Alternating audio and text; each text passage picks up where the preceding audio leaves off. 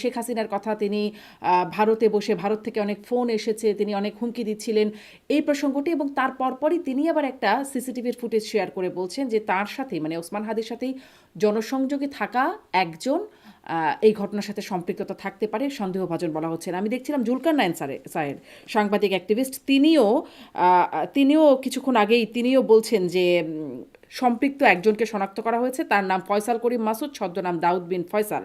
তিনি ছাত্রলীগ সহসভাপতি, সাবেক ছাত্রলীগ সহসভাপতি, ঢাকা মহানগর উত্তর এবং আদবর ছাত্রলীগের সাবেক সভাপতি। তো এই দুজন ব্যক্তি কি এক? আপনি নিশ্চয়ই দেখেছেন, মানে সিসিটিভির ফুটেজের ব্যক্তি আর জুলকার নাইন স্যার যার কথা বলছেন, ওনারা কি একই ব্যক্তি? মানে দুজন কি একই ব্যক্তি? আপনাকে ধন্যবাদ। আমি সিসিটিভির প্রসঙ্গে আসার আগে আমি একটু যেটা বলতে চাই আর কি, যে এই যে ওসমান হাদির উপরে যে যে একটা মানে ন্যাক্কারজনক একটা বর্বরচিত বা একটা কাপুরুষোচিত যে হামলার ঘটনাটি ঘটলো, এটাই মনে করি যে আমাদের এই জুলাইয়ের যে শক্তিকে, বা যারা আমরা মানে বিশ্বাস করি যে একটা জুলাইয়ের মাধ্যমে আমরা একটা ফ্যাসিস্টকে আমরা মানে এই দেশ ছেড়ে পালাতে বাধ্য করেছিলাম, তো সেই আমাদের এই জুলাইয়ের শক্তিটাকে আমি মনে করি যে আমাদেরকে একটা মানে মানসিকভাবে বিপর্যস্ত করারই একটা প্রচেষ্টা বলে আমি মনে করি, এবং সেজন্য আমি অবশ্যই এটার তীব্র নিন্দা জানাই। আর ব্যক্তিগতভাবে যদি আপনি আমার অভিমত যদি পর্যালোচনা করে থাকেন বা আমার ফেসবুক যদি দেখে থাকেন, আপনি জানেন যে আমি কিন্তু অতি ডানপন্থার যে রাজনীতি সেটাকে আমি ব্যক্তিগতভাবে পছন্দ করি না। তো তারপরেও কিন্তু আপনি দেখবেন যে আমি কিন্তু কখনোই ওসমান হাদিকে উদ্দেশ্য করে কখনোই কিন্তু আমি কোনো নেতিবাচক মন্তব্য করিনি বা একটা ফেসবুকে একটা পোস্টও করিনি, কারণ আমি মনে করি যে তারও এই দেশে রাজনীতি করার অধিকার রয়েছে। নট অনলি বিকজ তিনি জুলাইয়ের একজন অন্যতম স্টেক হোল্ডার সেজন্য নয়, আমি মনে করি যে প্রত্যেকেরই যার যার রাজনীতি করার অধিকার এই দেশে রয়েছে। তো সেজন্য তিনি যে সাহসিকতার সাথে রাজনীতি করছেন, ঢাকা ৮-এর মতো একটা অত্যন্ত মানে গুরুত্বপূর্ণ একটা সংসদীয় আসন থেকে তিনি স্বতন্ত্র মানে দাঁড়াবার যে একটা সাহস করেছেন, এবং তাকে আমরা দেখছি যে অনেকেই তাকে একসেপ্ট করেছেন, এবং আমরা এমনও দেখেছি যে মানুষ তাদের ব্যক্তিগত পকেটের টাকা তাকে দিচ্ছে, কেউ ৫০০ টাকা, কেউ ১০০০ টাকা, এভাবে তাকে দিয়ে তাকে বলছে যে তোমার মতো একটা ফেস আমাদের রাজনীতিতে উঠে আসুক। তো এগুলো কিন্তু খুব ইন্সপায়ারিং। আমি মনে করি যে এটা দেখে আমাদের বোঝা উচিত যে রাজনীতিতে কিন্তু আমাদের অনেক ধরনের পরিবর্তনের মাঝে এটা এক ধরনের পরিবর্তন, নিশ্চয়ই। এবং ইতিবাচক পরিবর্তন বলে আমি মনে করি। তো সেজন্য আমি মনে করি যে প্রত্যেকেরই তার নিজ নিজ রাজনীতি করার অধিকার রয়েছে, ওসমান হাদিরও তার রাজনীতি করার অধিকার রয়েছে, বা অতি ডানপন্থার রাজনীতি যেটা তিনি করেন, যেটা আমি হয়তো ব্যক্তিগত পছন্দ করি না, কিন্তু তারপরে আমি মনে করি তাকে তার যে পলিটিক্যাল স্পেস সেটা তাকে দিতে হবে। তো এখন এই যে তাকে মুখ বন্ধ করে দেওয়ার যে একটা প্রচেষ্টা আমরা দেখতে পারলাম, তো এটা অবশ্যই আমি মনে করি যেটার পেছনে একটা গভীর ষড়যন্ত্র বা হীন উদ্দেশ্য রয়েছে। জি, সেই এবং ষড়যন্ত্র আপনাকে উদ্দেশ্য নিয়ে আপনার পর্যালোচনা বা আপনার সমীকরণ মেলানোর একটা চেষ্টা আছে কিনা সেটা জানতে চাইবো। তবে আপনি কি, আমি যেটা প্রশ্নটা করছিলাম, কারণ এটা আমি মাত্রই দেখলাম জুলকার নাইন স্যারের সেই পোস্টটা, মানে দুটো আপনিও নিশ্চয়ই দেখেছেন, খেয়াল করছেন যেহেতু, আপনার কি মনে হয় বা আপনি কি বুঝতে পারছেন ওই দুজন ব্যক্তি এক কিনা? যার কথা আসলে মোস্তফা সরোয়ার ফারুকী যেই সিসিটিভির ফুটেজ দিচ্ছেন আর জুলকার নাইন স্যার যার কথা বলছেন, আপনি কি খেয়াল করেছেন বিষয়টা? আসলে সিসিটিভির ফুটেজ দেখে আসলে আপনি কিন্তু ওই অর্থে মানে চেহারা যে একদম পুরোপুরি মিলেছে বা মিলবে, এটা আসলে সিসিটিভি দেখে কিন্তু বোঝার মতো আসলে অবস্থা নেই, কারণ ওইটার রেজুলেশনের ক্ষেত্রে আপনি জানেন যে ওরকম রেজুলেশন পাওয়া যায় না যেটা দিয়ে আপনি একদম পিন পয়েন্ট করে নিশ্চিতভাবে বলতে পারবেন যে এটাই সেই ব্যক্তি। কিন্তু তারপরেও আমি অনুসন্ধানী সাংবাদিক হিসেবে জুলকার নায়ান স্যার সামি, আমি তাকে অত্যন্ত শ্রদ্ধা করি, রেসপেক্ট করি, এবং আমি কখনোই মনে করি না যে তিনি আন্দাজে ঢিল ছোড়ার হুম মতো হুম মানুষ। তো সেজন্য আমি মনে করি যে তিনি যখন একদম স্পেসিফিক্যালি তিনি বলেছেন যে এই ব্যক্তি ফয়সাল করিম মাসুদ তিনি জাহাঙ্গীর কবির নানক এবং আসাদুজ্জামান খান কামালের একজন কর্মী, হুম তো আমি মনে করি যে জুলকার নাইন সায়ের সামি এটা জেনে বুঝেই তিনি লিখেছেন। এবং এটাও আমরা জানতে পেরেছি যে এই ব্যক্তি একজন সাবেক ছাত্রলীগের সহসভাপতি এবং ঢাকা মহানগর উত্তর এবং আদাবর ছাত্রলীগের তিনি সাবেক সভাপতি। হুম তো আমি কিন্তু এই ঘটনাটা ঘটার পর থেকেই কিন্তু আমি ব্যক্তিগতভাবে যখন আমাকে বলা হচ্ছিল যে আমার ধারণা কি, আমি কিন্তু তখন থেকে বলছিলাম যে আমার ধারণা এখানে অবশ্যই আওয়ামী লীগের বা পতিত স্বৈরাচারের লোকজনই জড়িত। কিন্তু দেখা যাচ্ছে কি যে আমাদের এই জুলাইয়ের শক্তিটাই এখন এত বিভক্ত হয়ে গিয়েছে যে আমরা দেখলাম যে অত্যন্ত হতাশাজনক ভাবে যে এই ঘটনার পর থেকে জামায়াতে ইসলামী বলেন বা সাদিক কায়েম বলেন, তারা কিন্তু দেখা যাচ্ছে যে এখানে মির্জা আব্বাসকে জড়িত করে তারা নানা ধরনের হুম ইঙ্গিতপূর্ণ বক্তব্য রাখা শুরু করে দিলেন। তো এই যে একটা ব্যাপার, আবার দেখতে পাচ্ছি যে জাতীয়তাবাদী চেতনারও যারা রয়েছেন তারা আবার দেখা যাচ্ছে এখানে বলছেন যে সাদিক কায়েম জড়িত থাকতে পারে বা এখানে জামাত করতে পারে।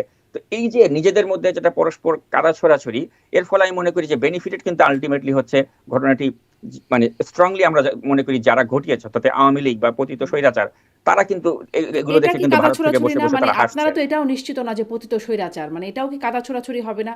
যে আগেই যদি বলে দেওয়া হয় যে মানে সব নন্দ ঘোষের মতো সব যদি না, মানে আমরা তো দুদিন আগেই দেখলাম যে শেখ হাসিনা তার একটা অডিও যে ফাঁস হলো বা তারা যে ফাঁস করলেন, হুম অডিওতে তিনি কি বলছিলেন? তো তারা তো বলছিলেন যে আমরা এরকম চরম প্রতিশোধ নেব। এবং তিনি বলছিলেন যে আগে করে দেখাও, তারপরে তারপরে দেখা যাবে। তো আর আমরা তো এ পর্যন্ত তো শেখ হাসিনার যে অনেকগুলো এনটিএমসির যে কল রেকর্ড গুলো ডিস্ট্রয় করে দেওয়া হয়েছিল, সেগুলো তো উদ্ধার করা হয়েছে।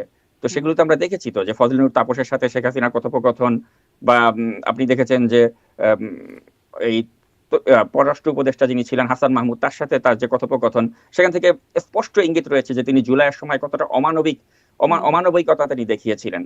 তো সেই অমানবিকতা যে তিনি এখনো দেখাবেন না, সেটা তো মনে না করার কোনো কারণ নেই। হুম। তো আবার সেজন্য আবার আমি এই মনে জুলাই করি যে যোদ্ধারাও তো মানে ওসমান হাদির মতো ব্যক্তিরা তারাও তো তাদের বক্তব্যে এমন সব কথা বলেছেন, মানে এতটা আক্রমণ, একজনকে ছিঁড়ে ফেলো ধরে ফেলো, মানে এরকম নানান রকম সহিংস টাইপের বক্তব্য তো তারাও দিয়েছেন। তার মানে কি, মানে বক্তব্য থেকে কি একটা ধারণা, স্পষ্ট ধারণা পাওয়া যায়, বা সেটার উপরে মানে বেস করে বললে সেটি কি আন্দাজ ভিত্তিক হয়ে যায় না? এখন ওই যে পলিটিক্যাল রেটরিক যেটা, এটা তো আমাদের অনেক পুরনো কালচার। এবং আমি তো মনে করি এই পলিটিক্যাল রেটরিকের ক্ষেত্রে সবচেয়ে অগ্রগামী ভূমিকা রেখেছিলেন ওই শেখ হাসিনা। কারণ আমার জীবনে আমার এখনো মনে আছে যে সবচেয়ে বড় পলিটিক্যাল রেটরিক আমার যেটা স্পষ্ট আমি শুনেছিলাম, সেটা হচ্ছে শেখ হাসিনা একবার তিনি লক্ষ্মীপুরে গিয়ে তিনি বলেছিলেন যে জয়নাল হাজারী, একটা লাশ পড়লে তুমি 10টা লাশ ফেলবে। হুম, তো ওর থেকে বড় পলিটিক্যাল রেটরিক তো আমি আর দেখিনি, যে তিনি প্রকাশ্যে একটা জনসভায় তিনি বলছেন যে জয়নাল হাজারী, এখানে একটা লাশ পড়লে তুমি 10টা লাশ ফেলবে। তো এ ধরনের মানে পলিটিক্যাল রেটরিকের ক্ষেত্রে তো শেখ হাসিনা অগ্রগামী ভূমিকা হুম, সবসময় রেখেছেন। তো সেজন্য আমি মনে করি যে এটা আমাদের একটা পলিটিক্যাল কালচার হয়ে গেছে, যদিও এই কালচারটাকে আমি সমর্থন করি না। এই হুম, কালচার থেকে আমাদের বের হয়ে আসা উচিত। তো এখন হাদিও আপনি জানেন অত্যন্ত তরুণ বয়সে, তো যেখানে তার পূর্বসূরীরা শেখ হাসিনার মতো পলিটিশিয়ান বা অন্যরা এ ধরনের পলিটিক্যাল রেটরিক ব্যবহার করেন, তো হাদির মতো যারা বয়সে তরুণ টকবগে, তারাও এই ধরনের অনেক কথা বলতেই পারেন। হুম, এবং আমি ব্যক্তিগতভাবে তো আপনাকে বললামই যে আমি অতি ডানপন্থার রাজনীতি যারা করেন, সেটাকে আমি কখনোই সমর্থন করি না।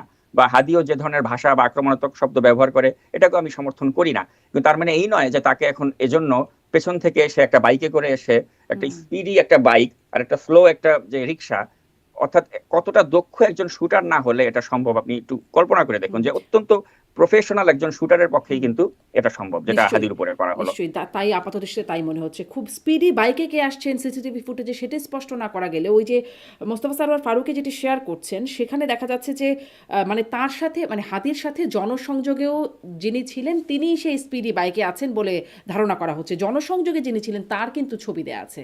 সেই ছবিটাতে কিন্তু মোটামুটি তার চোখ এতটুকু পর্যন্ত অন্তত দেখা যাচ্ছে, তার পরিধেয় কাপড় দেখা যাচ্ছে।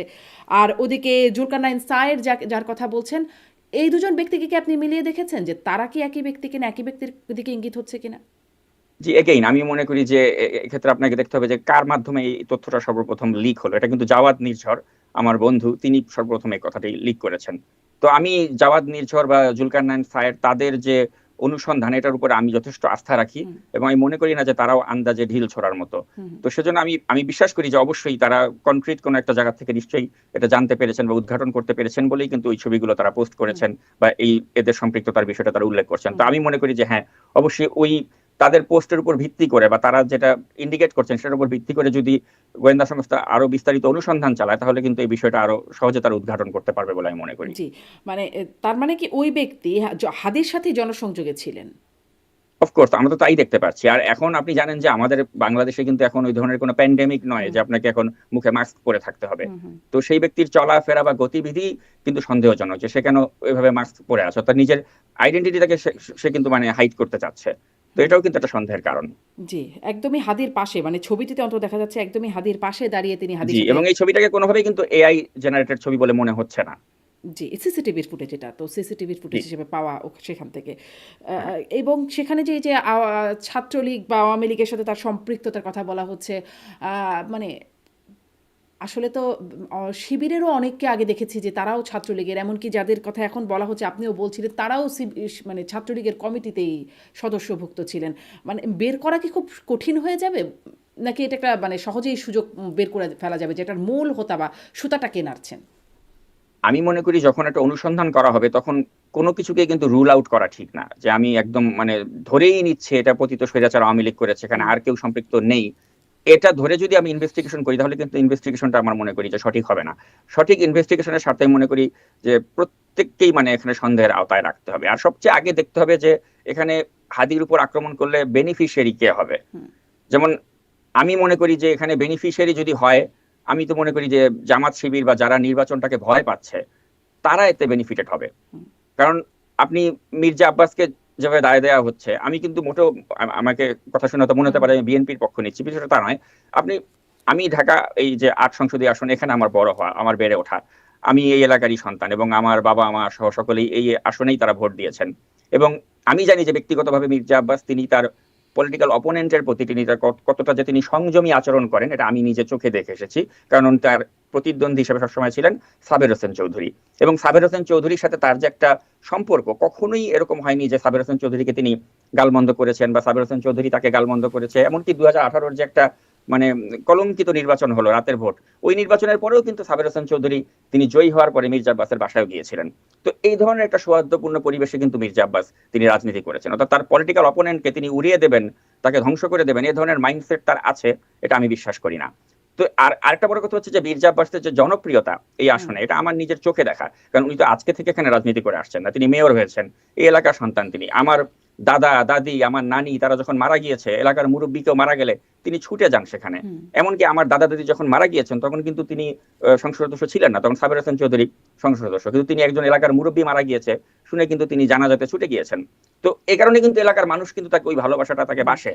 তো এখন হুম তার মতো একজন ব্যক্তি আমি মনে করি না যে হাদির মতো একজন তার সন্তান সম একজনকে তিনি হত্যা করতে লোক পাঠাবেন, এটা আমি বিশ্বাস করি না। কিন্তু আবার আমার ধরেন, যদি সন্দেহ ঠিক মানে থাকে, আপনি, আমি সন্দেহ। হ্যাঁ, সন্দেহের কথাই যখন বলছেন, ধরেন তার মতো অভিজ্ঞ, তার মতো জনপ্রিয় একজন ব্যক্তি, তার পোর্টফোলিও যেটা আপনি বলছিলেন, সেই রকম একটা ব্যক্তি যখন এরকম একটা তরুণ, একটা বাচ্চা ছেলে বলা চলে তার তুলনায় অনেকই, আপনি বলছিলেন সন্তান সম, এরকম একটা ছেলে যখন তাকে চ্যালেঞ্জ করে, তখন তো মানে বিষয়টা আঁতে ঘা লাগার মতোই নাকি?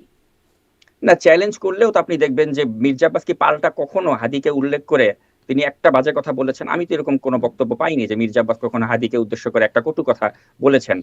তো সেজন্য আমি মনে করি যে ওই টলারেন্সটা তার রয়েছে। আর এখানে আপনাকে যেটা আমি বলছি যে এই নির্বাচনটা বানচাল হয়ে গেলে বা নির্বাচনটা ধ্বংস হয়ে গেলে বা এটা না হলে বেনিফিটেড কে হবে? এখানে তো আজকে হাদির এই বিষয়টাকে কেন্দ্র করে সবচেয়ে বেশি রাজনৈতিকভাবে কিন্তু ক্ষতিগ্রস্ত হবেন মির্জা আব্বাস, এটা সকলেই জানেন। যে যদি এটাকে নিয়ে পলিটিক্যাল ভাবে কেউ ক্যাশ ইন করতে চায়, সেটা কিন্তু মির্জা আব্বাসের প্রতিপক্ষরাই করবেন। কারণ যারা নির্বাচনটাকে চায় না, যারা চায় যে ডক্টর ইউনূসের সরকার 5 বছর দরকার, ওই থিওরিতে যারা বিশ্বাস করে, তারাই কিন্তু মানে চাইবে যে ওই তুরস্কের সাজেশনে হোক বা অন্য কোনো দেশের সাজেশনে হোক, যে একটা ক্ষেত্র প্রস্তুত করে নির্বাচনটাকে পিছিয়ে দিতে। ওই গ্রুপটাই কিন্তু চাচ্ছে যে নানামুখী তৎপরতা করে নির্বাচনটাকে পিছিয়ে দেওয়া যায় কিনা। তো হাদির ইস্যু বা অন্য কোনো ইস্যু যদি সামনে আসে, তারা ওইটাই চেষ্টা করবে। তো ওই গ্রুপটাকে আপনি দেখবেন যে তারা এই ঘটনা ঘটার পর থেকেই কিন্তু দেখবেন যে মির্জা আব্বাসকে ইঙ্গিত করে কিন্তু তারা নানা ধরনের হুম। কথাবার্তা বলছে। তুরস্কের ঠিক যেমন প্রসঙ্গটা সাদিক কায়েম, তুরস্কের ঘটনার প্রসঙ্গটা পরপরই সাদিক কায়েমকে আপনি দেখেছেন, একটা ফেসবুকে পোস্ট দিয়েছে ওই মির্জা হ্যাঁ, আব্বাসকে ইঙ্গিত করেই। হ্যাঁ। তো এগুলো তুরস্ক আমি মনে করি যে মানে হুম, ঠিক নয়, জি। রাজনীতির ক্ষেত্রে কোনো আচ্ছা, ভালো দৃষ্টান্ত নয়। আমি আসলে কোনটা আগে আনবো সেটা বুঝতে পারছি না। তুরস্কের প্রসঙ্গ, তুরস্ক থেকে কেউ এনেই হোক, আপনি বলছিলেন আপনার ফেসবুকে কি আমি দেখছিলাম কিনা যে মাহফুজ আলমের পিএস বাই পিএস তিনি তুরস্ক থেকে তার এক বন্ধুকে বরণ করেছেন। এটা কি আপনার ফেসবুক থেকে আমি দেখছিলাম? জি, জি। জি। মানে এটার সাথে কি আপনি কোনো সম্পৃক্ততা বা লিঙ্ক খুঁজে পাচ্ছেন? তুরস্কের কথা কেন বললেন? তুরস্কের কথা আমি এই কারণেই বলছি যে আপনি জানেন যে আমরা যে অনেকদিন ধরে বলে আসছি যে একটা ছোটন গ্যাং, এই ছোটন গ্যাং এর একটা আবির্ভাব ঘটেছে বাংলাদেশে, এবং এই ছোটন গ্যাং এর যে চক্রটি রয়েছে, এই চক্রটির সাথে কিন্তু তুরস্কের একটা বড় সড়ো লিঙ্ক রয়েছে। তো এখন এই চক্রটি তারা কিন্তু দীর্ঘদিন ধরেই চাচ্ছে যে আমাদের এই বাংলাদেশটাতে তারা তাদের মতো করে একটা অতিমাত্রায় ডানপন্থার রাজনীতির একটা উন্মেষ ঘটাতে, এবং সেজন্যই তারা কিন্তু নানামুখী চক্রান্ত বা ষড়যন্ত্র তারা করছে।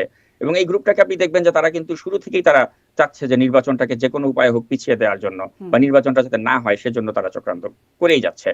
তো আপনি যে এখন লিখছেন এই যে চক্রান্ত তুরস্ক যে থেকে মাহফুজ আলমের বন্ধু একজন আসলেন, কে আসলেন? সেটাই মানে তুরস্কের কথা শুনে একটু জানতে চাইছি আরকি। আসলে ব্যাপারটা হচ্ছে যে এই যে ছাত্র উপদেষ্টা বলুন বা আপনি এই যে ছোটন গ্যাং এর যারা সদস্য বলুন, এদের সাথে তুরস্কের খুব ভালো একটা লিঙ্ক রয়েছে। হুম, তো এখন আপনি জানেন যে বাংলাদেশে কিন্তু এই তুরস্কের কিন্তু প্রভাব ইদানিং খুব দেখা যাচ্ছে। যেমন আমি নাম উল্লেখ করব না, কিন্তু আপনি ভালো করেই জানেন যে একজন অতিমাত্রায় মানে বিপ্লবী যিনি সেজে বসে আছেন, 21 পদকও তিনি পেয়েছেন, তিনি একটা পত্রিকার সম্পাদকও হয়েছেন বাংলাদেশে, একসময় তিনি সম্পাদক ছিলেন, এখনো এসে তার পত্রিকা তিনি নিয়েছেন, ভালো কথা। তাকে আমরাও একসময় খুব শ্রদ্ধা করতাম, হুম, যে তিনি গণতন্ত্রের পক্ষে খুব ভোকাল ছিলেন। তো এখন এই ব্যক্তিটির সাথে তুরস্কের লিঙ্ক, বা হুম, এই ব্যক্তিটি যে বাংলাদেশে মানে অতিমাত্রায় যে ডানপন্থার একটা উন্মেষ ঘটাতে চাচ্ছেন, বা এই ব্যক্তি তার যে পত্রিকা সেটাকে অনেক এখন মানে বলে যে এটা জামাতের দেশ। হুম, তো এখন এই ব্যক্তি বা এই ব্যক্তির যারা মুরিদ রয়েছেন বা এই ব্যক্তির সাথে যারা অ্যাসোসিয়েটেড রয়েছেন, তারা কিন্তু এই তুরস্কের আশ্রয় প্রশ্রয় কিন্তু এই দেশে অনেক ধরনের ঘটনা ঘটাতে চাচ্ছেন বা ঘটাবেন বলে আমরা কিন্তু বিভিন্ন সূত্র থেকে জানতে পারছি। তো সেজন্য আসলে এই ব্যক্তিগুলোর ষড়যন্ত্রকেও কিন্তু আমাদেরকে একটু চোখ কান খোলা রেখে অবজার্ভ করতে হবে, কারণ আমাদের এই তার মানে দেশটাকে আপনি কি আসলে অস্থিতিশীল করার দুটা জন্য। সন্দেহের কথা বলছেন, এক হচ্ছে আওয়ামী লীগের বা শেখ হাসিনার সেই হুমকি ধামকিগুলোর ক্ষেত্রে একটা সন্দেহের কথা বলছেন, আবার অন্যদিকে অতি ডানপন্থী বা তুরস্কপন্থী এই ছোটন গ্যাং এবং সেই সম্পাদক, যদি নাম বলি মাহমুদুর রহমান, আমার দেশের সম্পাদক, আপনি তার কথাই বলছেন, বোঝা যাচ্ছে মানে তাদের সম্পৃক্ততার একটা বা তাদেরও একটা সন্দেহের জায়গায় আপনি রাখছেন, মানে দুটোই আপনার সন্দেহের তালিকায় অ্যাবসলিউটলি। বা অনুসন্ধানের তালিকায়। জি, আপনি বিভিন্ন জনের মন্তব্যের কথা বলছেন। হ্যাঁ, আমি দেখছিলাম সাদিক কায়েমের মন্তব্য। তিনি হাদির উপর হামলা হয়েছে এটি বলেই বলছেন যে চাঁদাবাজ গ্যাংস্টারদের কবল থেকে ঢাকাকে মুক্ত করতে অচিরেই আমাদের অভ্যুত্থান। চাঁদাবাজ গ্যাংস্টার বলে ইদানিং আসলে বিএনপিকেই তাঁরা ট্যাগ করে থাকেন। তারপরে আমরা দেখছিলাম ব্যারিস্টার ফুয়াদ, তিনি সাংবাদিকদের সামনে বক্তব্যে বলছেন, তিনি বলছেন যে প্রতিপক্ষ, রাজনৈতিক প্রতিপক্ষ, সেটাও আসলে তার রাজনৈতিক প্রতিপক্ষ, ওখানে বিএনপির প্রতিপক্ষ আছে, হয়তো মির্জা আব্বাসের কথা বলছেন বা প্রতিপক্ষ কার কথা বলছেন, তিনি দিল্লির কথা বলছেন, তিনি ডিপ স্টেটের কথা বলছেন। মানে আর আসিফ মাহমুদ সজীব ভুইয়া সদ্য সাবেক উপদেষ্টা, তিনিও এখানে আওয়ামী লীগের কথা বলছেন, টার্গেট কিলিংয়ের কথা বলছেন। মানে আপনার কি মনে হয় এই বক্তব্যগুলো কি শুধু সন্দেহের বশে বলছেন তারা, নাকি তাদের স্বার্থও আছে এখানে? তারা সন্দেহের বশেও বলতে পারেন, তারা তাদের স্বার্থের বশেও বলতে পারেন, কিন্তু আমার কথা হচ্ছে যে এই ব্যক্তিগুলোকে আসলে আমি মনে করি না যে তারা একটা সৎ উদ্দেশ্য নিয়ে রাজনীতি করে। সেটা আপনি আসিফ মাহমুদ সজীব ভুইয়ার ক্ষেত্রেই বলেন, অথবা আপনি এই যে ব্যারিস্টার ফুয়াদের ক্ষেত্রেই বলেন, তারা কোনো সৎ উদ্দেশ্য বা ভালো উদ্দেশ্য নিয়ে রাজনীতি করেন এটা আমি বিশ্বাস করি না। তো সেজন্য তারা যখনই কোনো একটা কথা বলেন, আমি মনে করি যে সেই কথার পেছনে তাদের একটা হীন উদ্দেশ্য থাকতে পারে। আর ব্যারিস্টার ফুয়াদের ক্ষেত্রে আমি যেটা বলবো, যে আপনি দেখবেন যে এই ব্যক্তি তার প্রতি কি মানে একটা বাক্য বলতে গেলে ওখানে তিনি উর্দু ভাষা, উর্দু শব্দ ব্যবহার করেন। তো আমি মনে করি যে আমাদের বাংলাদেশে এই যে একটা নতুন ট্রেন্ড তারা চালু করতে চাচ্ছেন, যে কথায় কথায় তারা যেটা উর্দু শব্দ বা ওই যখন বাংলাদেশ একটা ওই পূর্ব পাকিস্তান পশ্চিম পাকিস্তান ছিল তখন যে ধরনের শব্দগুলো বেশি ব্যবহার হতো, তাদের কথার মধ্যে আপনি দেখবেন যে এই ধরনের শব্দই বেশি আসছে। যেমন এই হাদির উপরে যে একটা হামলা হলো, এটার পরেও কিন্তু আপনি দেখবেন যে ফুয়াদ কিন্তু ওই উর্দু শব্দ ব্যবহার করে বিভিন্ন ধরনের কথাবার্তা বলছেন। তো আমার কাছে এগুলো ব্যক্তিগতভাবে আসলে ভালো লাগে না, যে এরা মতলববাজ, এরা তাদের মতলবে কথা বলছে এবং এখনো এই বিষয়টাকে কেন্দ্র করে তারা একটা মতলববাজির রাজনীতি করছে। তো এখন আপনি এই ফুয়াদের যে কোনো বক্তব্যের পেছনে আপনি যদি জনগণের কমেন্ট পড়েন, আপনি তাহলেই বুঝতে পারবেন যে মানুষ তাকে কতটা ধিক্কার দেয় বা ঘৃণা করে, যে তার মানে বিষয়টা এক্সপোজ হয়ে গিয়েছে ইতিমধ্যে, যে এই লোকটি তার একটা মতলববাদীর রাজনীতি বা যেটা আমি বলছি যে অতি ডানপন্থার রাজনীতি, এটার স্বার্থে সে যে কোনো ধরনের মানে একটা মানে একটা রিমার্ক সে করে দিচ্ছে। তো আমি মনে করি যে এখন ওই হাদির এই বিষয়টাকে কেন্দ্র করেও সে একটা মতলববাজির মন্তব্য করছে। জি, অতি ডানপন্থা এখন এত মানে মাথাচাড়া কেন দিচ্ছে, সেটা একটা আপনার কাছে প্রশ্ন রইবে। তবে তার আগে ওইটা একটু শেষ করি, যে আপনি বলছিলেন যে ইঙ্গিতপূর্ণ কথা, মির্জা আব্বাসের দিকে ইঙ্গিত করছেন, সেই সাদিক কায়েম থেকে শুরু করে ব্যারিস্টার ফুয়াদ থেকে শুরু করে, মানে অনেকের মধ্যে কথায় কথাই এটা আসছে, ডানপন্থী যাদেরকে বলছেন তাদের কথা থেকে যেমন আসছে। হাদির নিজের সমর্থকরাও যখন মির্জা আব্বাস তাকে দেখতে গেলেন, তখন তারাও মানে তাকে সরাসরি ভুয়া ভুয়া স্লোগান দিয়ে বলছেন গুলি আপনি করিয়েছেন বা আপনি করেছেন বা আপনি করিয়েছেন, এরকম স্লোগান একদম হাসপাতালেও দিচ্ছিলেন, মানে তার সমর্থকরাই যারা তার সাথে ছিলেন। এটি আসলে কেন হচ্ছে? এটি খুবই সিম্পল। আপনি যদি দেখেন যে ঢাকা শহরে, আমি যদি ওই যে একটা শব্দ আছে না হ্যাডম, হুম, বিএনপির যদি হ্যাডমওয়ালা কোনো নেতা থেকে থাকে ঢাকা শহরে, সেটা কিন্তু মির্জা আব্বাস। সেটা আপনি স্বীকার করেন বা না করেন, মির্জা আব্বাস হচ্ছেন সেই ধরনের একজন নেতা যাকে ওই ডিবির যে কুখ্যাত হারুন, সে হারুনের মতো লোকও যখন মির্জা আব্বাস ডিবি অফিসে যেত, চেয়ার ছেড়ে উঠে বলতেন যে আব্বাস ভাই আপনি আমার চেয়ারে বসেন, হারুন তাকে চেয়ার ছেড়ে দিত। তো that's the kind of persona he carries with himself. এবং এটা আমি না, নিজে হারুন জানি বলে হারুন আপনাকে ডিবির বলছি। হারুন তো অনেককেই করতেন, গয়েশ্বরচন্দ্র রায়কেও তিনি খাওয়াতেন, তিনি নানানভাবে আপ্যায়ন আদর করতেন, সেটি তো সবাইকেই কম বেশি করতেন, আবার অন্য কিছুও করতেন হয়তো। জি, কিন্তু আমি যেটা বলতে চাচ্ছি আর কি, যে মির্জা আব্বাসের একটা আলাদা ক্যারিশমা রয়েছে, যে তিনি মানুষের একটা শ্রদ্ধার জায়গায় রয়েছেন, কিন্তু তিনি আজকে থেকে রাজনীতি করছেন না, তিনি বহু সময় ধরে রাজনীতি করে আসছেন। মুক্তিযুদ্ধে তিনি অংশ নিয়েছিলেন, মুক্তিযোদ্ধা ছিলেন। তো সবকিছু মিলে আসলে তিনি তো আসলে উড়ে এসে জুড়ে বসা কেউ নয়। কিন্তু এখন তার ওই যে যেটা আমি বলি আব্দুল নূর তুষারের এই কথাটাই বলতে হয়, যে আব্দুল নূর তুষার বলেছেন না যে হাঁটুর মতো বয়সী ছেলেরা যখন বেয়াদবি করে, তো এখন এই হাঁটুর বয়সী ছেলেরা মানে মির্জা আব্বাসের হাঁটুর বয়সী ছেলেপেলেরা এরা আজকে বেয়াদবি করছে। এখন আমাদের এই জুলাই আমাদের এই মানুষকে ওই অবাধ স্বাধীনতা দিয়েছে আর কি, যে এই জুলাইয়ের এই চেতনা আমাদেরকে এতটাই অবাধ স্বাধীনতা দিয়েছে যে এই বাচ্চা বয়সী ছেলেপেলেরা, হ্যাঁ তাদের কাছে আমরা চিরকৃতজ্ঞ যে একটা ফ্যাসিস্টকে তারা তাড়াতে ভূমিকা রেখেছিল, কিন্তু তারপরে তারা যে বেপরোয়া হয়ে গিয়েছে এবং তারা যে মুরব্বীদের সম্মান করছে না, বা তারা যে এখন এই মির্জা আব্বাসের মতো একজন নেতাকে সম্মান করছে না, জাস্ট বিকজ তাদেরকে এট এনি কস্ট ক্ষমতায় যেতে হবে, ক্ষমতার মজা তাদেরকে পেয়ে বসেছে, এবং তারা জানে যে সুষ্ঠু ভোটে হয়তো মির্জা আব্বাসের কাছে তারা টিকতে পারবে না। তো সেজন্য এখন মির্জা আব্বাসকে চান্দা আব্বাস বলো, মির্জা আব্বাসকে এইটা বলো সেটা বলো, এই হামলার সাথে মির্জা আব্বাসের নামটা ট্যাগ করে দাও। তারপরে ওই যে বিদেশ থেকে তো কিছু ইউটিউবার রয়েছে, তাদেরকে দিয়ে ক্রমাগত মির্জা আব্বাসের বিরুদ্ধে ভিডিও বানাও, গালমন্দ করো, সালাউদ্দিন আহমেদকে রয়ের এজেন্ট বানায় দাও।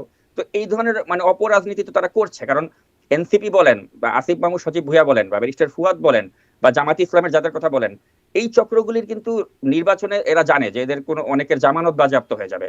এদের এখন একমাত্র মানে উপায় হচ্ছে চরিত্র হনন করা, বা ওই বিদেশ থেকে কিছু ইউটিউবার রয়েছে তাদেরকে দিয়ে কন্টেন্ট বানানো তাদের প্রতিপক্ষের বিরুদ্ধে। এটা করে যদি তারা কিছু করতে পারে, ওই আশায় তারা আছে আর কি। এই চরিত্র হনন প্রসঙ্গে আরো আসবো। ইদানিং আসলে চরিত্র হনন একটা একটা স্টাইল হয়ে গেছে হয়তো। আমি একটা প্রশ্ন ভাবছিলাম যে করবো, সেটি অবশ্যই এখন মাথা থেকে চলে গেল। আসিফ মাহমুদ সজীব ভুঁইয়ার প্রসঙ্গেও বলছেন। ও আচ্ছা, যেই প্রশ্নটি করতে যাচ্ছেন শেষ করে তারপর আসিফ মাহমুদ সজীব আমি যেটা জিজ্ঞাসা করছিলাম, অতি ডানপন্থারই বিস্তারটা জুলাইয়ের পরে কেন এত মাথাচাড়া দিতে দেখা যাচ্ছে? এটার কারণ হচ্ছে যে আপনি শেখ হাসিনার সময় দেখেন, শেখ হাসিনার সময় যেটা হয়েছিল যে ডানপন্থার তো মানে দূরের কথা, শেখ হাসিনা তার যে একটা অতি বামপন্থা বা অতি যে মুক্তিযুদ্ধের চেতনার যে বড়ি আমাদেরকে খাইয়েছিলেন, তো আমাদের একটা প্রজন্ম তারা কিন্তু ওই মনে করেছে যে মুক্তিযুদ্ধ মানেই হচ্ছে শেখ মুজিবুর রহমান, মুক্তিযুদ্ধ মানেই হচ্ছে বঙ্গবন্ধু। এখানে যে শহীদ রাষ্ট্রপতি জিয়াউর রহমানের অবদান ছিল, বা আমাদের যে মুক্তিযুদ্ধে যে জেনারেল ওসমানীর অবদান ছিল, বা অন্য যাদের অবদান ছিল, আব্দুল হামিদ খান ভাসানীর অবদান ছিল, সবকিছু শেষ করে দিয়ে এক বঙ্গবন্ধুরই অবদান এই তারা এস্টাবলিশ করতে চেয়েছিল। তো একটা প্রজন্ম তারা ক্ষুব্ধ, তো তারা এখন চেয়েছে এটার বিপরীত কিছু রাজনীতি মনে হয় আমাদের জন্য ভালো। কিন্তু এই যে অতি বিপ্লবী, এটাও কিন্তু আবার খারাপ। আমাদের সবসময় মনে রাখতে হবে যে একটা সেন্ট্রিস্ট বা মধ্যম পন্থার বাংলাদেশ, ওই স্বপ্ন নিয়েই কিন্তু আমাদের বাপ দাদারা তারা কিন্তু মুক্তিযুদ্ধ করেছিল, এবং তাদের লক্ষ্যই ছিল যেটা মধ্যম পন্থার বাংলাদেশ, যেখানে আমাদের সব ধর্ম সব বর্ণের সবাই আমরা মিলেমিশে একত্রে থাকবো। কিন্তু আসলে আমাদের অতি তার মানে দুর্ভাগ্য কি যে ডান হাসিনা, পন্থাটা আসলে কোনো পন্থা না, শেখ হাসিনা বা আওয়ামী লীগের বিরোধিতা করতে যাওয়াটাই আসলে এটি? হ্যাঁ, এবং এটা করতে গিয়ে তারা এই যে উগ্র ডানপন্থা যেটা করছে, ডানপন্থার পরিণতি তো আপনি দেখছেন যে আপনি এখন আমাদের এই টলারেন্স, যেটা আমাদের চিরায়ত বাংলাদেশের টলারেন্স ছিল, এখন একটা ওই বাউল একটা কমেন্ট করলো, আপনি ওই বাউলকে ধরে মারবেন, এবং বলা হচ্ছে যে বাউল কেন এই ধরনের কমেন্ট করলো, কোনোকে মেরে ফেলো, ওকে জামিন দিও না, ওর অনুসারীদের মারো। তো এই ধরনের বাংলাদেশ তো আমরা দেখিনি। এখন আপনি এই ধরনের বাংলাদেশ দেখতে পাচ্ছেন যেখানে বাউল সম্প্রদায়ের উপর আক্রমণ হচ্ছে, এবং আপনি এগুলি নিয়ে কিছু বললে আপনাকে বলবে তুমি তো নাস্তিক। আবার এদিকে দেখবেন যে ওই যে মুফতি ইব্রাহিমের মতো লোক, তিনি আবার বলছেন যে ৭১-এর প্রজন্ম আবার কিসের প্রজন্ম। তো এখন মনে করেন এই যে বাউলদের উপর আক্রমণ, এটাও যেন আমি যেভাবে আমি নিন্দা করি, একইভাবে কিন্তু এট দ্য সেম টাইম আমাকে নিন্দা করতে হবে ইব্রাহিমের মতো এই লোকের এই ধরনের উদ্ভট মন্তব্য যে ৭১-এর প্রজন্ম নাকি সবচেয়ে নিকৃষ্ট ঘৃণিত প্রজন্ম। আমার কথা হচ্ছে স্বাধীন বাংলাদেশে বসে ইব্রাহিমের মতো ব্যক্তি এই ধরনের কথা বলার উদ্ধত্ত কিভাবে পাচ্ছে? তো আমি তো এই জুলাই বিপ্লবটার তো আমিও একটা স্টেক হোল্ডার, তাই না? আমরা তো আন্দোলন করে হাসিনাকে মানে পালাতে বাধ্য করেছি।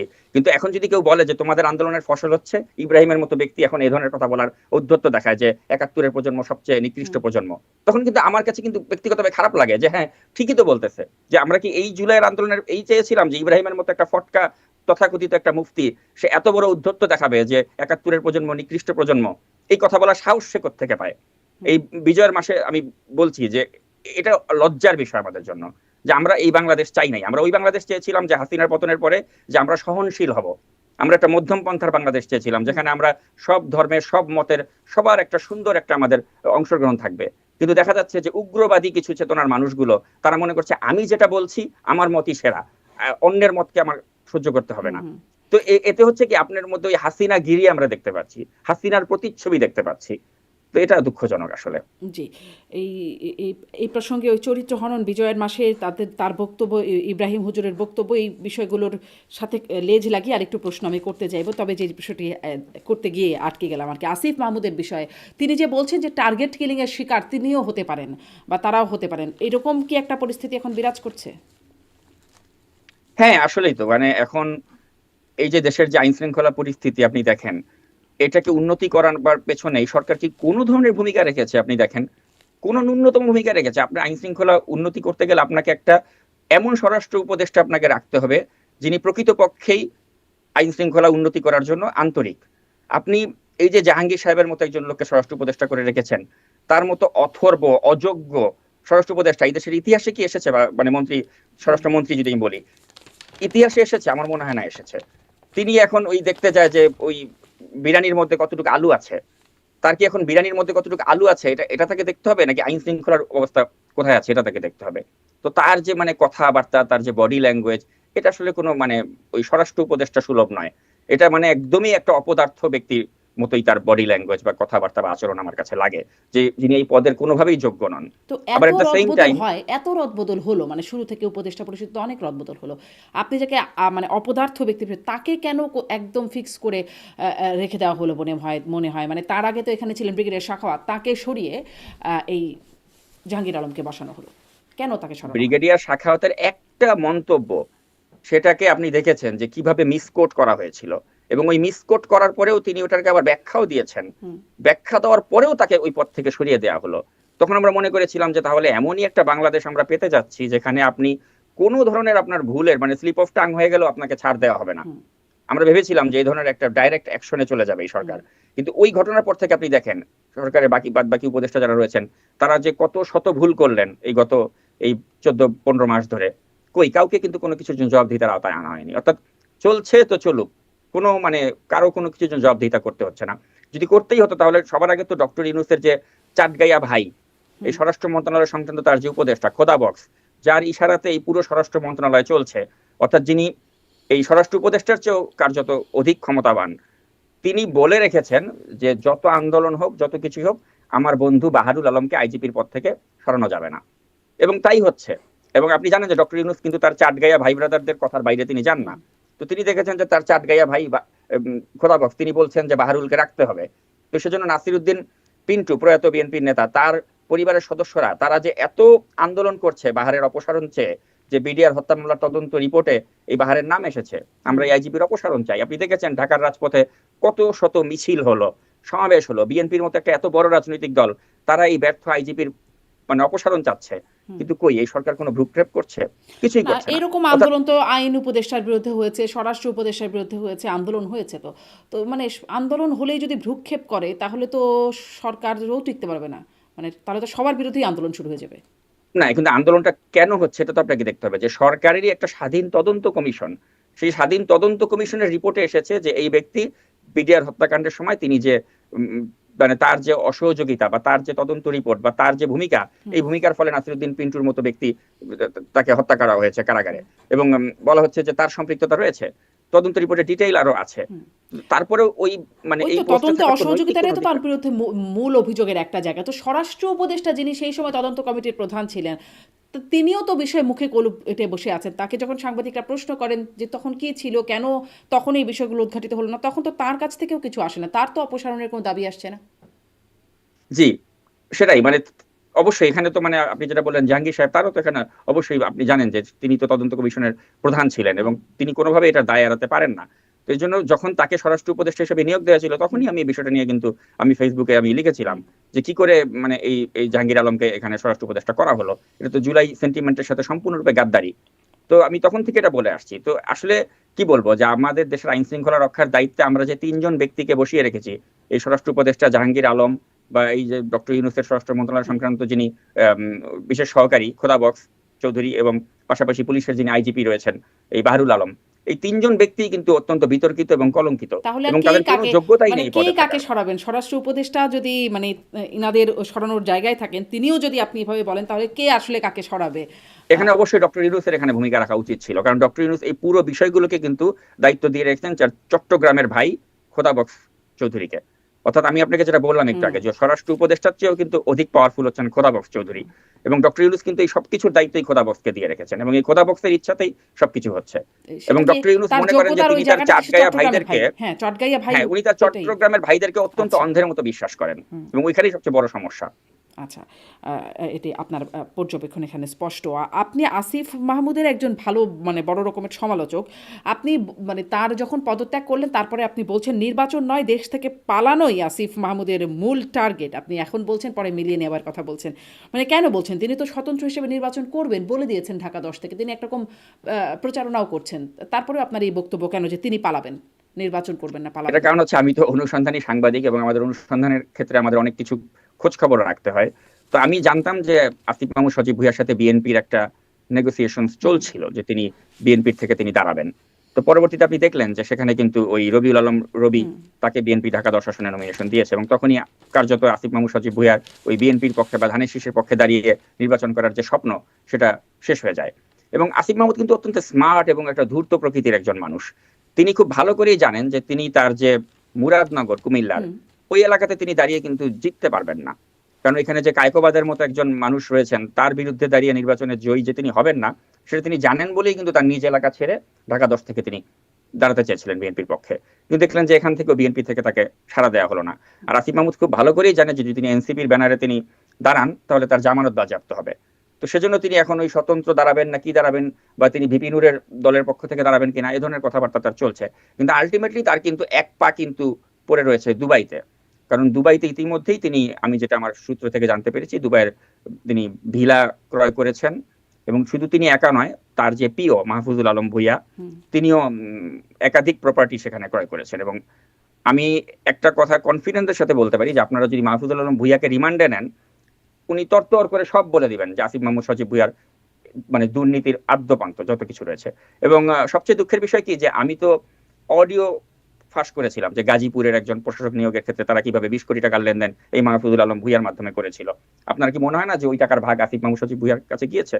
আর তাছাড়া তো আমি এবং জাওয়াদ হুম নির্ঝর আমরা যৌথভাবে একদম সরাসরি এই মাহফুজুল আলম ভুইয়ারও একটা কল রেকর্ড আমরা ছেড়েছি, যেখানে তার ওই তিনি বলছিলেন যে 5 CR অর্থাৎ 5 কোটি টাকা চাচ্ছেন তিনি একটা কাজের জন্য, হুম ওই ওইটার এনওসি বের করে দেওয়ার জন্য। তো ওই অডিও তো আমরা ছেড়েছি। তো এরকম একাধিক অডিও আমি ফাঁস করেছি। এবং আমার কাছে এখন আরো একটা অডিও রয়েছে যে তিনি একটা বসুন্ধরা আবাসিক এলাকাতে তিনি একটা ফ্ল্যাট কিনবেন এবং সেটার জন্য তিনি অ্যাডভান্স প্রায় পুরো টাকাই তিনি ওই যারা ডেভেলপার কোম্পানি তাদেরকে দিয়ে দিতে নিয়েছিলেন। কিন্তু পরবর্তীতে যখন তিনি আজ করতে পারেন যে আমি এটা নিয়ে অনুসন্ধান করছি, তিনি পরে আর ওই ফ্ল্যাটটি ক্রয় করেননি। কিন্তু ওই ডেভেলপারের সাথে আমার একটা কনভারসেশন রয়েছে যেটা আমি অচিরেই প্রকাশ করব। তো আপনার কাছে এগুলো এত হচ্ছে কি মানে প্রমাণ, এত উদাহরণ আমি অনুসন্ধানী দিচ্ছি আপনাকে। প্রমাণগুলো যেহেতু আপনার কাছে আছে, আপনি কেন এই বিষয়গুলো নিয়ে দুদকে বলেন না? কারণ আসিফ মাহমুদ সজীব ভুঁইয়া তিনি বলছেন যে তার এপিএস এর দুর্নীতির যে বিষয়টি উঠে আসলো গণমাধ্যম সহ সবখানে, তিনি বলছেন যে তিনি ফেসবুকে সামাজিক যোগাযোগ মাধ্যমে তিনি লিখেছিলেন দুদককে, দুদক যেন তাকে মানে সেই বিষয়ে অধিকতর তদন্ত করে। কোথাও তো কেউ তদন্ত করলো না। আপনাদের কাছে এত প্রমাণ কেন আপনারা মানে সরকারি কর্তৃপক্ষকে দিচ্ছেন না? আপনার কি মনে হয় না যে আমাদের প্রমাণগুলো সরকারের কর্তৃপক্ষগুলো দেখছে? আমরা যেগুলোই ছাড়ছি সবই তারা দেখছে, গোয়েন্দা তারা হয়তো সংবাদ সবাই দেখছে। স্বতঃপ্রণোদিতভাবে নিচ্ছে না। আপনারা যদি অভিযোগ কেউই হিসেবে দেন তাহলে নেবে। হ্যাঁ, অভিযোগ হিসেবে দিলে তারা নেবে না। আসলে তারা নেবে না। এটা হচ্ছে বড় কথা। কেন? এবং আমার বিশ্বাস তারা নেবে না। কারণ এখানে যেখানে ডক্টর ইউনূস নিজেই বলে দিয়েছেন যে এই ছাত্ররা আমার নিয়োগকর্তা। তো নিয়োগকর্তাদের বিরুদ্ধে অভিযোগ তিনি নিতে দেবেন? দেবেন না তো। হুম। মানে পুলিশও নেবে না, দুদকও নেবে না। এই হচ্ছে এখন না, আমি অবস্থা। বিশ্বাস করি না যে নেবে। এবং আপনি একটা ফেভারেবল এনভায়রনমেন্ট আসার আগ পর্যন্ত এদেরকে ধরতে পারবেন না। ফেভারেবল এনভায়রনমেন্ট বলতে আমি বলছি যে এই ডক্টর ইউনূসের সরকার যতদিন আছে তাদের বিরুদ্ধে কিছু করা যাবে না। পরিস্থিতি যদি পাল্টে যায় এবং তারা যদি দেশ থেকে পালাতে না পারে, অবশ্যই আমি বিশ্বাস করি যে আসিফ মাহমুদ সজীব ভুইয়ার বাকি জীবন কারাগারেই থাকতে হবে। আচ্ছা। সেটি আপনি বিশ্বাস করছেন। মানে সবসময় এটার আসলে পরিবর্তন হলো না। ফেভারেবল পরিস্থিতি যখন ক্ষমতায় থাকে তখন থাকবে, তারপরে ক্ষমতা চলে গেলে ফেভারেবল পরিস্থিতি শেষে। এখন যেমন আওয়ামী লীগকে ধরা হচ্ছে, এরপরে আসলে দেখা যাবে আসিফ মাহমুদকে ধরা হবে। মানে আপনার না, কথা শুনে। বিষয়টা আসলে ওরকম না। বিষয়টা হচ্ছে আপনাকে দেখতে হবে যে আমি তো নাহিদ ইসলাম সম্পর্কে ভাবে বলছি না। নাহিদ ইসলাম তো তিনি তো তার যথেষ্ট, আমি মনে করি সেলফ রেসপেক্ট আছে। সময় থাকতে তিনি চলে গিয়েছেন, তিনি ওই উপদেষ্টার পদটি আঁকড়ে ধরে থাকেননি। আসিফ মাহমুদ সজীব ভুইয়া শেষ ঘন্টা পর্যন্ত পদ ধরে রেখেছেন। এবং তার যে ক্ষমতার লোভ বা মোহ বা তার যে কোনো কিছুকে পাত্তা না দেওয়ার যে প্রবণতা, এটা তো আমরা চোখের সামনে একের পর এক দেখেছি। চোখের সামনে তার অডাসিটি আমরা দেখেছি। হুম। তিনি ওয়েস্টিনে গিয়ে হাঁসের মাংস খান। তিনি মানে কোনো কিছুই তিনি কেয়ার করেন না। তার যে একটা মানে কেয়ারলেস অ্যাটিটিউড, এটা তো আমরা নাহিদ ইসলামের মধ্যে পাইনি। আমি তো জুলাইয়ের আরো আচ্ছা। যোদ্ধা তাদের আর মধ্যে কিন্তু এই মাহফুজ আলম ধরনের একটা। সম্পর্কে আপনাদের কোনো অনুসন্ধান? তিনিও একই সাথে পদত্যাগ করলেন তফসিল ঘোষণার পরপর তার পদত্যাগপত্র কার্যকর হলো। মাহফুজুল আলম ভুঁইয়া আসলে তিনি একটু ওই যে মানে মানে আধ্যাত্মিক উপদেষ্টা লাইনের লোক মাহফুজ তো মানে। আলমের কথা বলছি। হ্যাঁ, হুম। হ্যাঁ, উপদেষ্টা মাহফুজ আলম তিনি তো মানে ওই আধ্যাত্মিক লাইনের লোক, তো তিনি মাঝে মাঝে বেশ কিছু আমি মনে করি যে ভালো স্টেটাস ফেসবুকে পোস্ট করেছেন। এবং যেগুলো থেকে আসলে তার যে একটা রাজনৈতিক সচেতনতা বা তার যে একটা দেশপ্রেম এগুলো ফুটে উঠেছে। তো ওই তার যে লেভেল অফ ম্যাচিউরিটি বা তার যে সেন্স, সেটাকে আমি অ্যাপ্রিসিয়েট করি এবং হুম সেটা far better then Asif Mahmud হুম সজীব ভুঁইয়া। তো সেদিক থেকে আমি তাকে অবশ্যই আসিফ মাহমুদ সজীব ভুঁইয়ার থেকে এগিয়ে রাখবো। আর মাহফুজুল আলমকে তো আমি ওরকম দেখি নাই যে সে তার নিজ এলাকার জন্য এত কোটি হুম। টাকা বরাদ্দ দিয়েছে, দিয়ে সংবাদের শিরোনাম হয়েছে, যেটা আসিফ মাহমুদের ক্ষেত্রে হয়েছে। অর্থাৎ আপনি যদি দুর্নীতির ক্ষেত্রে যদি বলেন, আসিফ মাহমুদ সবাই রেকর্ডকে ভেঙে গেছে। ওই ধরনের অভিযোগ তো আমি মাহফুজুল আলমের বিরুদ্ধে পাই নাই। জি। মানে এই উপদেষ্টা মাহফুজের সাথে আপনি বলছিলেন যে তুরস্ক থেকে আসবেন। কোনো রকম ছোটন গ্যাং যে আপনি বলছিলেন তার সাথে কোনো সম্পৃক্ততা কি আছে নাকি মানে তুরস্কের বন্ধু ওটা এমনি মানে অন্যরকম ঠিক সম্পৃক্ততাহীন? তুরস্কের থেকে মানে একজন এসেছে এবং সেখানে তার এপিএস গিয়ে রিসিভ করেছে তাকে এয়ারপোর্টে, এতটুকু আমি জেনেছি। এরপরে যদি আরো এই ব্যাপারে বিস্তারিত আমি জানি, ওটা আপনাদেরকে আমি আচ্ছা, জানাবো। আচ্ছা। তার মানে কিন্তু ওই পর্যন্তই এখন। তুরস্কের সাথে তার লিঙ্ক রয়েছে, এটা আমি বলতে পারি। হ্যাঁ, জি। আরেকটা প্রসঙ্গে একটু যে আমরা একটু জানতে পারছি যে তারেক রহমান ফিরছেন 25শে ডিসেম্বর, মির্জা ফখরুল ইসলাম আলমগীর জানিয়ে দিয়েছেন সেটি আমাদের। এই প্রসঙ্গে মানে তারেক রহমানের সেই আলোচিত ফেসবুক পোস্ট যেখানে তিনি বলছেন যে তিনি দেশে আসতে চান, কিন্তু তার দেশে আসার সিদ্ধান্তটা একক নিয়ন্ত্রণাধীন নয় এবং যেটি স্পর্শকাতর বিষয় বটে। তো সেই নিয়ন্ত্রণটা যাদের হাতে বা যার হাতে, তাদের কাছ থেকে গ্রিন সিগন্যাল কি পেয়েছেন বলে মনে হয়? মানে এই ব্যাপারে কি আপনাদের কাছে কোনো তথ্য আছে? আমি মনে করি যে এখানে এই যে 25 তারিখে তিনি যে আসবেন, এই ডিসিশনটা তিনি তার আবেগ থেকে নিয়েছেন, বিবেক থেকে নেননি। আবেগ থেকে নিয়েছেন এ কারণে যে তিনি এখন প্রচন্ড ভাবে চাপে আছেন, বিশেষ করে যে স্ট্যাটাসটির কথা আপনি বললেন, হুম, ওই হুম। ফেসবুক পোস্টের পরে তিনি প্রচন্ড সমালোচনার শিকার হচ্ছেন। এবং তিনি জানেন যে এই সমালোচনা থেকে বাঁচতে হলে তাকে অতি দ্রুত বাংলাদেশে আসতে হবে এবং এট এনি কস্ট তাকে আসতে হবে, এবং সেক্ষেত্রে ঝুঁকি বা যাই থাকুক ওটা উপেক্ষা করেই তাকে আসতে হবে। এবং আমি মনে করি সেই ঝুঁকি মাথায় নিয়েই তিনি আসছেন। তাহলে অথবা যার আমি বা মনে করি না যাদের যে দেশে নিয়ন্ত্রণাধীন বিষয়টা, মানে তার যে একক নিয়ন্ত্রণাধীন না, এককতার বাইরেও যারা আছেন, তাদের কাছ থেকে তিনি ক্লিয়ারেন্স পান নাই, তবুও তিনি আসছেন আবেগের কারণে, তাই আপনি মনে করেন? অ্যাবসলিউটলি তিনি কোনো ক্লিয়ারেন্স পান নাই। এবং আচ্ছা, আমার হিসাবে বলে যে তার এখন 25 তারিখে আসার মতো সিচুয়েশন নেই। আচ্ছা। কিন্তু তিনি দেখেছেন যে রাজনীতি ক্রমেই তার হাতের বাইরে চলে যাচ্ছে, আপনার তার আপনার নিয়ন্ত্রণের হিসাব বাইরে কি চলে এটা যাচ্ছে। এরকম কিছু বলে যে ক্লিয়ারেন্স আসলে কাদের কাছ থেকে পাওয়ার কথা ছিল বা কারা আসলে ক্লিয়ারেন্স ক্লিয়ারেন্স দেওয়ার বলতে জায়গা? আমরা যেটা সবসময় শুনি ডিপ স্টেট, হ্যাঁ, হ্যাঁ। ডিপ স্টেট, এই ডিপ স্টেটের খেলা তো বাংলাদেশে আমরা সেই 11 থেকে দেখে আসছি। তো আপনার কি মনে হয় যে সেই খেলা হঠাৎ রাতারাতি বন্ধ হয়ে গেছে? ডিপ স্টেটে কে আছেন? বাংলাদেশটা কে হচ্ছে আছে ডিপ স্টেট? মানে বেস্ট ফুয়াদও বারবার ডিপ স্টেটের কথা বলেন। মানে কে বা কারা এই ডিপ স্টেটে? এই ডিপ স্টেট আপনি জানেন এটা শক্তিশালী আমাদের মানে মানে পার্শ্ববর্তী আমাদের দেশ বলতে পারেন আপনি, বা আরো কিছু দেশ রয়েছে, তাদের যে গোয়েন্দা সংস্থা রয়েছেন, তাদের যে ক্রিয়া বা কার্যকলাপ যে চলছে বাংলাদেশকে ঘিরে, সেটাকে আপনি বলতে পারেন যে ডিপ স্টেটের একটা খেলা। কারণ বাংলাদেশটাকে নিয়ে তো এখন অনেক দেশই খেলা করছে।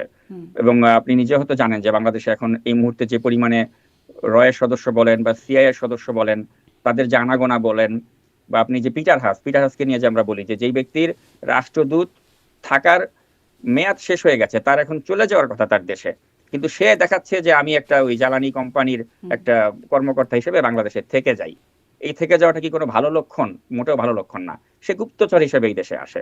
তো এখন এই পিটার হাস বলেন, বা এই পিটার হাসের মতো সমগোত্রীয় লোকজন বলেন, বা ওই রয়্যাল লোকজন বলেন, এরা তো বাংলাদেশটাকে নিয়ে তো তাদের একটা খেলা, তো এটা অনেক আগে থেকেই খেলে আসছে। আগে যেমন আমরা একটা নাম শুনতাম রাজেশ কুমার অগ্নিহোত্রী, তো এখন এরকম রাজেশ কুমার অগ্নিহোত্রীর নাম আমরা শুনছি না। কিন্তু রাজেশ কুমার অগ্নিহোত্রী টাইপের লোকজন কিন্তু এখনো বাংলাদেশে রয়েছেন, এবং তারা বাংলাদেশটাকে নিয়ে নানা ধরনের ক্রিয়াকলাপ কিন্তু করতে চান।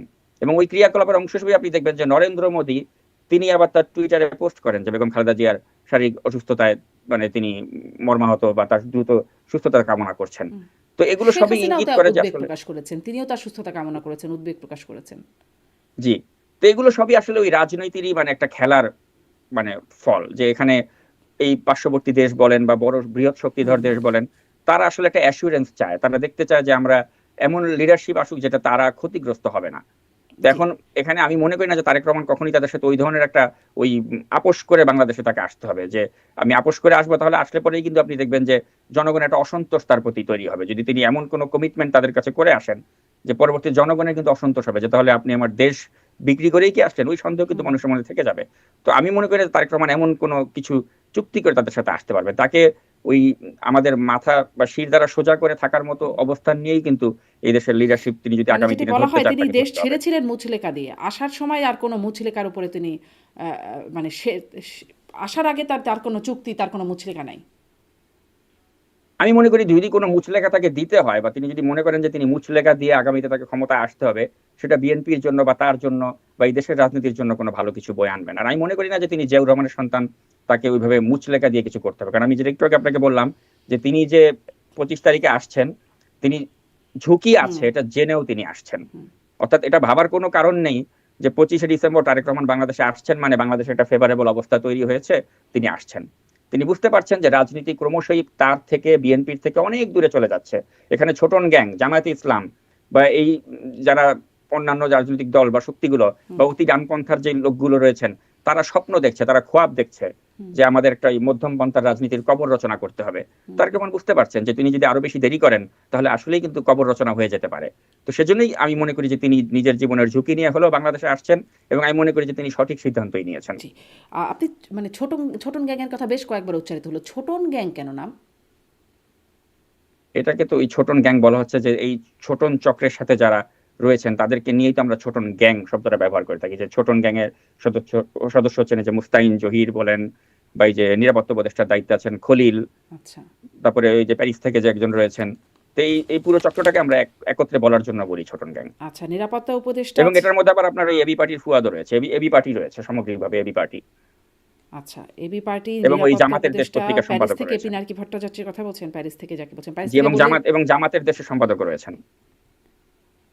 ও আচ্ছা, আমার দেশের সম্পাদক। আচ্ছা, এই হচ্ছে ছোটন গ্যাংয়ের সদস্য বলে আপনি বলছেন। যাই হোক, এবারে আসি একদম শেষের দিকে। আপনি বলছিলেন বিজয়ের মাসে যেই ইব্রাহিম হুজুরের সেই কথা, তার একটা নিন্দা প্রতিবাদ আপনি করছিলেন। মানে আমরা দেখছিলাম কদিন আগে যমুনা টিভির টক শো, সেখানে রোকসানা আঞ্জুমান নিকোল, যিনি সেখানে সঞ্চালক হিসেবে দায়িত্ব পালন করেন, তিনি একটা প্রতিবাদ করেছিলেন। তিনি বঙ্গবন্ধুকে বিশ্বাসঘাতক বলছেন ব্যারিস্টার শাহরিয়ার, জামাতের একজন নেতা। এর জন্য তিনি সেখানে প্রতিবাদ করছেন, যার কারণে সামাজিক যোগাযোগ মাধ্যমে অনেক কিছু তাকে বলা হয়েছে। আপনিও আপনার ফেসবুকে বলছিলেন যে সেটি আপনিও একরকম সমালোচনায় করেছেন। কিন্তু সেখানে আমি আপনাকেও দেখলাম যে আপনিও তার কার সাথে বিবাহ বহির্ভূত বা পরকীয়া সম্পর্ক, যমুনা টিভির ঊর্ধ্বতন কর্মকর্তা, মানে এটি আসলে চরিত্র হনন না? আপনি যে চরিত্র হননের রাজনীতির কথা বা সংস্কৃতির বিরোধিতা করছিলেন, এটি কি চরিত্র হনন না? না, আমি তো ওইভাবে চরিত্র হনন বলতে কি, এটা আমি যেটা আমার সেন্টিমেন্টে আঘাত করেছে কোন বিষয়টা, যে এই নিকোলদেরকে কিন্তু আমরা আওয়ামী লীগের দুঃশাসনের সময় সেভাবে কিন্তু এভাবে প্রতিবাদ করতে দেখিনি। তখন যখন বিএনপি চেয়ারপারসনকে নিয়ে যখন মানে বাজে মন্তব্য করা হতো, বা তখন যখন আমাদের মানে গণতন্ত্রকে কবর দিয়ে দেওয়া হতো, তখন তাকে এভাবে ভোকাল থাকতে দেখা যায়নি। কিন্তু এখন দেখা যাচ্ছে যে তার ওই মুজিব প্রেমটা তার মাঝে খুব জেগে উঠেছে, এবং তিনি বলছেন আপনি আমার অনুষ্ঠানে সেভাবে বলতে পারবেন না। কিন্তু মূল বিষয়টা হচ্ছে এখানে তার নামে তো অনুষ্ঠান নয়। আপনি যদি সিএনএন বা অন্যান্য আন্তর্জাতিক গণমাধ্যম দেখেন, সেখানে কিন্তু নিজস্ব উপস্থাপকের নামে অনুষ্ঠান হয়। এখানে কিন্তু বলা হচ্ছে না দ্য ফারজানা নিকোল শো। এটা একটা অনুষ্ঠান যেটা যে কেউই উপস্থাপনা করতে পারে, যমুনা টিভির অনুষ্ঠান। কিন্তু তিনি বলছেন আপনি আমার শোতে সেভাবে বলবেন না। অর্থাৎ তার যে অ্যাটিচিউডটা বা বডি ল্যাঙ্গুয়েজটা, বা তিনি যেভাবে কমান্ড নিয়ে বলেছেন অতিথির সাথে, ওটাকে আমি মনে করি যে ঠিক হয়নি। এবং ওটার মধ্যে দিয়ে তার ওই ফ্যাসিবাদের প্রতি তার যে একটা সমর্থন বা জি, তার যে সেটাই একটা আপনি মানে সমালোচনা করতেই পারেন, তার স্টাইলের সমালোচনা করতে পারেন। কিন্তু ওই যে তার মানে তার ব্যক্তিগত যে জায়গাটি, যেটা নিয়ে আসলে অনেক কথা হচ্ছে সামাজিক যোগাযোগ মাধ্যমে, এটা কি আসলে একটা উচিত কাজ? মানে আপনি নিজেও যেহেতু করেছেন বলে আপনার কাছে জিজ্ঞাসা করছি, এটি কি চরিত্র হনন না? যে তার সাথে কার পরকীয়া সম্পর্ক, কে কাকে কবে থাপ্পড় দিয়েছেন, মানে তার সাথে কি তার যেই সঞ্চালকের দায়িত্বে জায়গায় যেটির কথা আপনি এখন বলছেন, যেটি আপনি পছন্দ করছেন না, তার সাথে সেটার সম্পর্ক কি? না, এখন ওই যে যেই চরিত্র হননের কথা আপনি বলছেন, যে চরিত্র হনন যেভাবে করছে কিছু ব্যক্তি, সেটাকে আমি সবসময় কিন্তু আমি সেটা নিন্দা করি। যে স্টাইলে যেভাবে কিছু হলে একজন নারীকে চরিত্র হনন করে দেওয়া, বা তার ওই ভিডিও ছেড়ে দেওয়া, বা ওইটা করে দেওয়া, ওইটা করে দেওয়া, বা অশ্লীল ভাষায় মানে একটা নারীকে যে মানে বাক্য মানে বিদ্ধ করা, ওগুলোকে, ওই কালচারটাকে আমি কখনোই সমর্থন করি না, বা যারা এগুলো করে আমি ওইটার সাথে আমি একমত নয়। আর নিকোলের ক্ষেত্রে যেটা হয়েছে কি, আসলে সেটা আমি ওই মাঝে মাঝে আপনি জানেন যে আমি তো ওই সাংবাদিক হিসেবে পোস্ট করি সবসময় তা না, আমি কিন্তু একটা অ্যাক্টিভিস্ট, বা আমার ব্যক্তিগত অনুভূতিগুলো আমার ফেসবুকে অনেক সময় শেয়ার করি। অনেক সময় ওগুলো সাংবাদিকতার আপনি নীতি নৈতিকতার মধ্যে ফেলতে পারবেন না, কারণ ওটা একান্তই আমার ব্যক্তিগত কিছু অনুভূতি আমি প্রকাশ করি। তো আপনি যদি বলেন যে হ্যাঁ ওই পার্টিকুলার যে স্ট্যাটাসটা আমি দিয়েছি ওটা সাংবাদিকতার সাথে যদি আপনি মেলান, তাহলে হ্যাঁ অবশ্যই ওটা কোনো সাংবাদিকতার মানে এথিক্সের মধ্যে পড়বে অ্যাক্টিভিস্ট না, হিসেবে ভাষার মধ্যে চরিত্র পড়বে হনন না। করা যায়? এবং ওইটা আমি কোনো ভালো কাজ করিনি। আই ডোন্ট আচ্ছা। Feel proud about that. জি, অনেক ধন্যবাদ। মানে আপনি যে বোধ করছেন যেটি আসলে ভালো না, মানে নারীদের বিষয়ে কথা, এরকম কথা যদি সত্যও হয়ে থাকে, সেটি আসলে বলাটা খুব সমীচীন কিনা পাবলিক ফোরামে, এটা আমার একটা না, মোটেই দ্বিধাদ্বন্দ্ব সমীচীন আছে। নয়। এবং বলেছি তো যে মাঝে মাঝে আমাদের ওই ইমোশন বা আবেগ